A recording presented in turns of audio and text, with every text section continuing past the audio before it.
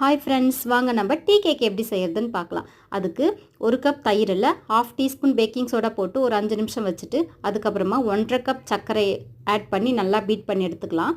அதுக்கப்புறமா ஒரு cup refined oil, அரை கப் பால், 1.5 டீஸ்பூன் வெண்ணிலா எசன்ஸ் இதெல்லாம் சேர்த்து நல்லா பீட் பண்ணி எடுத்து இப்போ ட்ரை இன்க்ரீடியண்ட்டை மிக்ஸ் பண்ணிக்கலாம். 2 கப் மைதா, 1.5 டீஸ்பூன் பேக்கிங் பவுடர் இது ரெண்டுத்தையும் ஒன்றா சேர்த்து நல்லா ஜலிச்சு எடுத்துக்கலாம். அதுக்கப்புறமா வெட் இன்க்ரீடியண்ட்டையும் ட்ரை இன்க்ரீடியண்ட் ரெண்டுத்தையும் ஒன்றா சேர்த்து நல்லா மிக்ஸ் பண்ணி எடுத்துக்கலாம்.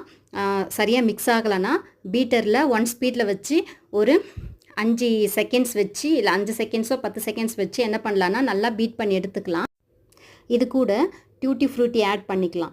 ஆட் பண்ணதுக்கப்புறமா டின்னில் ட்ரான்ஸ்ஃபர் பண்ணி ஓடிஜியில் 180 டிகிரி செல்சியஸில் 30 or 40 மினிட்ஸ் பேக் பண்ணி எடுத்துக்கலாம்.